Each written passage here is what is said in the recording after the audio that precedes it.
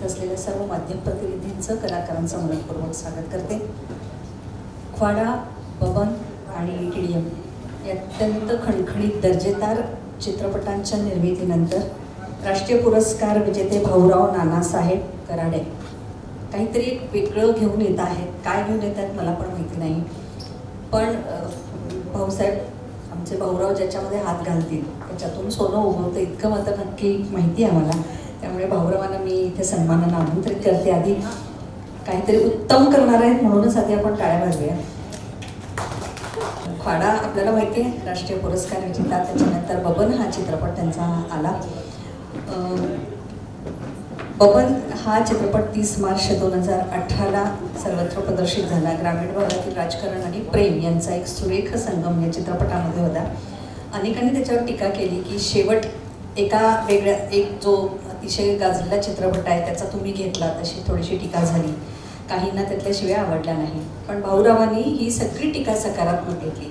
भाऊरावांची दूरदृष्टी इतकी होती की त्यांनी पहिल्यांदाच चित्रपटाचे 2 शेवट जे आहेत ते आधीच चित्रित करून ठेवलेले आहेत आणि मग ही सकारात्मक टीका त्यांनी चांगल्या पद्धतीने घेऊन त्यांनी शेवट बदलला आणि ही चित्रपट खूप आवडला. खरं तर बबन 2 हा चित्रपट येणार अशी वाऱ्यासारखी बातमी संपूर्ण महाराष्ट्रात पसरली होती. माहिती नाही आता ते अनाऊन्स करतायत की काय. हम खडे तो सरकार से बडे असा एक या चित्रपटामध्ये एक डायलॉग होता, तोही खूप टाळ्या आणि शिट्या घेतल्या घराघरामध्ये.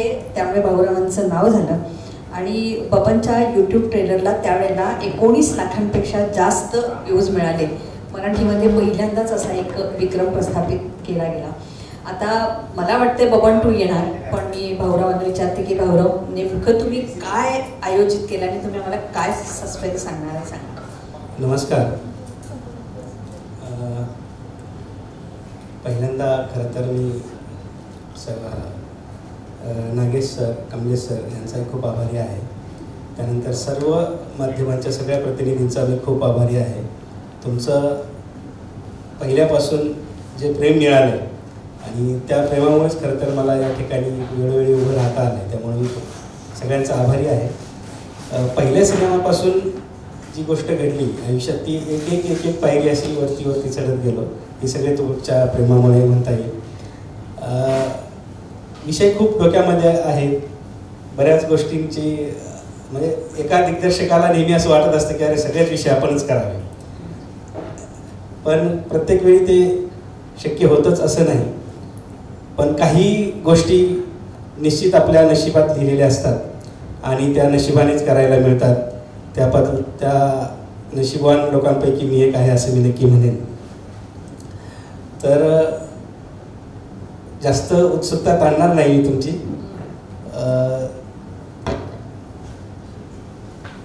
जो विषय घेऊन येतोय तो विषय आहे गेली अनेक वर्ष महाराष्ट्रातल्या प्रत्येक रसिकांच्या, साहित्यिकांच्या मनामध्ये रेंगाळणारा विषय आहे आणि तो विषय म्हणजे महाराष्ट्रातले प्रसिद्ध लेखक अण्णाभाऊ साठे यांच्या फकीरा ही कादंबरीवर, या कादंबरीवर एक सिनेमा घेऊन येतो. तर या सिनेमात काम करणारे बरेच चेहरे आहेत, बरीच मोठी नावं आहेत. त्यापैकीच एक नागेश भोसले सर, कमलेशजी सावंत सर, प्रसाद ओक आहेत, संदीप पाठक आहे, मुक्ता बर्वे आहेत, मृणाल कुलकर्णी आहेत आणि नाना पाटेकर सुद्धा आहेत. तर ही सगळी मंडळी आहेत, मोठी मोठी माणसं आहेत. पहिल्यांदा म्हणजे मी नशिबाने या अर्थाने असं आहे की या सगळ्या लोकांचे सिनेमे बघत खरं तर मी सिनेमा शिकलोय, मोठा झालोय आणि त्यांच्याबरोबर काम करायला मिळतं ही एक माझ्यासाठी मोठी महत्त्वाची आणि सुवर्ण संधी असं मी म्हणेन. यातल्या प्रमुख भूमिकेमधलं जे नाव आहे ते गुलदस्त्यात आहे, तेही लवकरच आम्ही तुमच्या समोर आणू. तर भाऊरावांविषयी सांगायचं तर भाऊरावांचा चित्रपटांशी खरं काहीच संबंध नाही. शिरूर गावच्या अगदी छोट्या गावामध्ये शेतकरी पुत्र तो आहे, शेतीत काम करणारा हा माणूस आहे.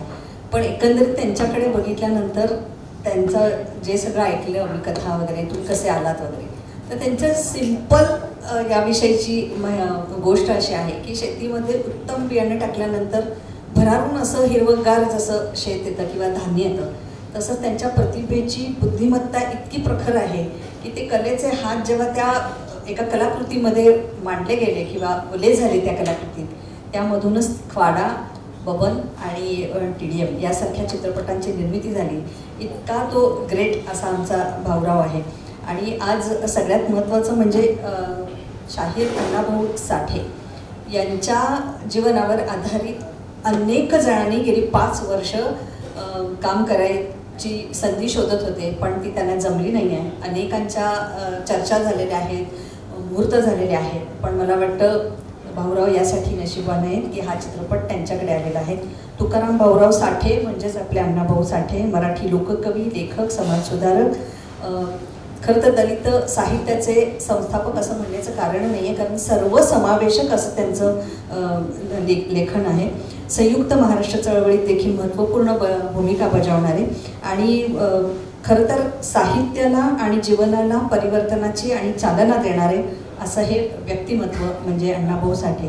त्यांची लेखणी इतकी भळाळती आहे, इतकी कणखर आहे आणि ती गात असताना किंवा सांगत असताना ती अत्यंत नरमाईने, मृदुतेने आपल्यापर्यंत पोचते. म्हणून अण्णाभाऊ साठे हे प्रत्येकाच्या हृदयामधलं एक स्थान आहे हे सांगायला खूप आनंद आणि अभिमान वाटतोय. आणि त्याहीपेक्षा आनंदाची गोष्ट म्हणजे त्यांच्या सुनबाई आज इथे उपस्थित आहेत. अण्णाभाऊंच्या सुनबाई सुमित्राबाई साठे इथे उपस्थित आहेत. त्यांना मी सन्मानानं मंचावर आमंत्रित करते. रसिकांच्या वतीनं पुष्पगुच्छ देऊन तुमचं आम्ही स्वागत करतो. मला सांगायला खूप आनंद वाटतो आहे की या इथल्यामधलाच एक जो आमचा मित्र आहे, जो नेहमी आमच्याशी गप्पा मारतो, नेहमी अनेक लेखन करत असतो किंवा अनेक वेळा बाईट घेत असतो, तोच या चित्रपटाचा पटकथा आणि संवाद लिहितोय, मंदार जोशी यांना मी ते आमंत्रित करते.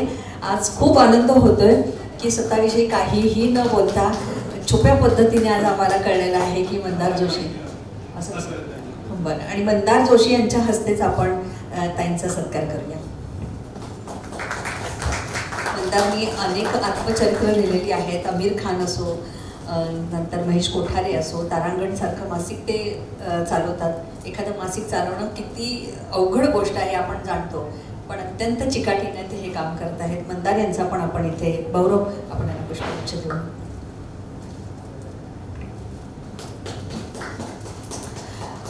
मी ताईंकडे माईक देते. ताई, अण्णाभाऊंच्या सुनबाई म्हणजे तुमचा खूप सहवास अण्णाभाऊंचा तुम्हाला लाभलेला आहे. वाटेगावहून खास या कार्यक्रमासाठी तुम्ही आलेला आहात. प्रथम तुमचं मनपूर्वक स्वागत. आणि अण्णाभाऊंच्या व्यक्तिमत्वाची काही गुण तुम्ही सांगा किंवा काही प्रसंग असे सांगा की अण्णाभाऊ सासरे म्हणून कसे होते, शाहीर म्हणून कसे होते. तुम्हाला सांगते मी की अण्णाभाऊंचा माझा जास्त संबंध काय आलेला नाही. अण्णाभाऊ गेल्याच्या नंतर 5 वर्षांनी माझं लग्न झालं. बरं, का आता इथं सगळी लोक आहेत. अण्णाभाऊंच्या जीवनावर पिक्चर निघतोय, फकीरा पुस्तकावर पिक्चर निघतोय, मग अण्णाभाऊंच्या कुटुंबातले म्हणून मला लबाड बोलायचं नाही. बरोबर आहे का नाही होता का? आता तुम्ही म्हटला की अण्णाभाऊंच्या ह्याच्यात तुम्ही किती, तर अण्णाभाऊ गेल्याच्या नंतर माझं 5 वर्षाने लग्न झाले. आणि तुम्हालाच खरं सांगायचं, भाऊराव कराडे जे आहेत पहिल्यांदा वाटेगावला आले की बरीच लोकांनी मी फकीरा पुस्तकाचे आर्ग्युमेंट केले, पण ती नाही कोणाच्याच नशिबात नाही, ती माझ्या मुलाच्या नशिबात. आणि मला एवढा अभिमान आहे की मी 4 वर्ष झालं त्या पिक्चरची वाट बघत होती की पिक्चर कधी थिएटरला आणते. आता अण्णाभाऊ प्रत्येक घरोघरी कधी धावते ह्याची मी वाट बघत होती. पण हे टाईम आलं आणि मी वाटेगावात राहते. मी काय शिकलेलं नाही, मी एक अडाणी आहे. खेडेगाव वाटेगाव जे आहे ती खेडेगाव आहे. पण ह्यांनी मला इतकं बोलवलं की असं असं उद्घाटन आहे, आई माई तुम्ही आला पाहिजे. मग मी वाटेगावातनं सकाळी 5 वाजता मी मुलीच्या घरी आली, तिथनं इथं आली. आणि खरोखर तुमचं अभिनंदन. आणि अण्णाभाऊंची सून म्हणत बोलत नाही, मी खरोखर सांगते की माझं एक लेकरू आहे आणि अण्णाभाऊचे आहे, अण्णाभाऊ त्यांचंच आहे. माझं मी अण्णाभाऊच्या कुटुंबातले असलं तर तुम्ही सगळे आहेसा, त्या अण्णाभाऊची वारस आहेसा. आणि मी नुसती सून आहे त्यांची, पण तुम्हीच वारस आहेसा. आणि जे कुठलं हाती काम घेतलेलं तुम्ही सगळं ती पूर्ण पार पाडा. अण्णाभाऊंच्या अण्णाभाऊंचं कुटुंब आहे ती तुम्हाला सगळं कुटुंब तुम्हाला साथ देईल. तुम्हाला अभिमान, खरोखर मला अभिमान त्या गोष्टीचा वाटतोय. तर तुम्हाला धन्यवाद. अण्णाभाऊंच्या कुटुंबातर्फे तुम्हाला धन्यवाद. लवकरात लवकर समाजात आणा, आम्हाला त्या गोष्टीचा अभिमान वाटतो. ताई, तुम्ही स्वतःला अडाणी म्हणून घेतलात. तुम्ही अडाणी वगैरे काही नाही आहे. तुम्ही इतकं गोड बोललात की साक्षर आणि सुशिक्षितांच्या पलीकडे तुम्ही आहात. तुम्हाला पण मनपूर्वक शुभेच्छा. तुम्ही बसू शकता. यानंतर मी नागेश भोसले यांना इथे आमंत्रित करते. नागेशजींचं पण आपण पुष्पगुच्छ देऊन स्वागत करूया.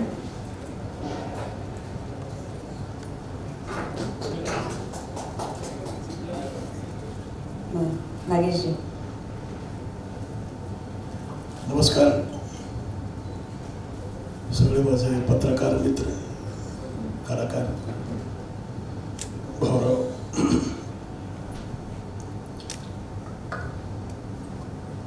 मला भेटले तेव्हा त्यांनी मला वेगळी गोष्ट सांगितली होती. मला वाटलं वेगळाच सिनेमा आहे. ती पण गोष्ट चांगली होती, सिनेमा पण बरा होता. पण अण्णाभाऊंवर सिनेमा करतोय हे काही भावरांनी मला सांगितलं नव्हतं. त्यामुळे त्याला काय म्हणतो आपण, प्लेझंट सरप्राईज, म्हणजे आनंद होणारा सरप्राईज मला त्यांनी दिला. त्याच्यात मी काय करतोय मला माहित नाही. तरी पण अण्णाभाऊ साठेंवर चित्रपट करणे ही जिकिरीची गोष्ट आहे. कठीण सिनेमा आहे आणि तो उत्तम पद्धतीने मांडणं हे खूप, त्याला काय म्हणतो आपण, इम्पॉर्टंट सिनेमा आहे. हा महत्त्वाचा सिनेमा आहे. अण्णाभाऊंवर सिनेमा करणं हिंमत लागते. ऑल द बेस्ट आणि खूप खूप शुभेच्छा. फकीरा ही अण्णाभाऊ साठे यांची कादंबरी आहे. जो ही कादंबरी हातात घेतो ती झपाटल्यासारखी वाचून पूर्ण करतो. इतकं जाज्वल्य असे श्रीमंत शब्द या कादंबरीमध्ये आहे आणि या कादंबरीचे 14 भाषांमध्ये भाषांतर झालेलं आहे. म्हणजे अण्णाभाऊ साठेंच्या साहित्याची श्रीमंती काय आहे हे सांगण्याचा हा उद्देश आहे. कमलेश सावंत यांना मी इथे आमंत्रित करते. कमलेशजी, आपण त्यांचं पण पुष्पगुच्छ देऊन स्वागत करूया.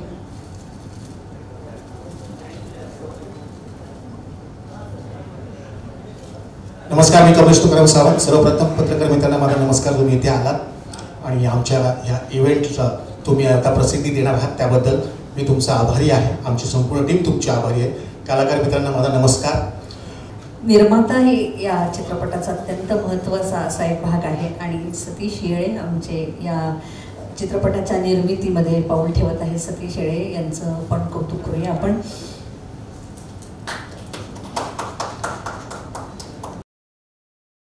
भाऊरावांनी खरंच मोठा धक्का दिलेला आहे.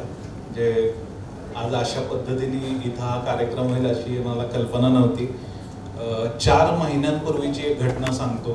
भाऊरावांचा मला फोन आला आणि तुम्ही कुठे आहात विचारलं. म्हटलं मी अंधेरीत आहे. तर म्हणाले मला तुम्हाला भेटायचं आहे. तर तुम्हाला सगळ्यांनाच कल्पना आहे त्यावेळी TDMचं काय झालं तुम्हाला माहिती आहे आणि ते ज्या फेजमधून जात होते त्याची मला कल्पना होती. ते आम्ही दर 15 दिवसांनी बोलत होतो आणि मला त्यावेळी फक्त वाटत होतं की भाऊराव TDMमधून लवकरात लवकर बाहेर यायला हवे. म्हणून मी त्या दिवशी त्यांना भेटलो आणि म्हटलं तुम्ही लवकरात लवकर तुमचा नवीन सिनेमा सुरू करा. जे काही घडलंय ते आपण विसरून जाऊ लवकरात लवकर. तर मला म्हणाले की 3-4 विषय आहेत माझ्याकडे. म्हणून त्यांनी मला एक 2-3 अगदी वन लाईनर सांगितले.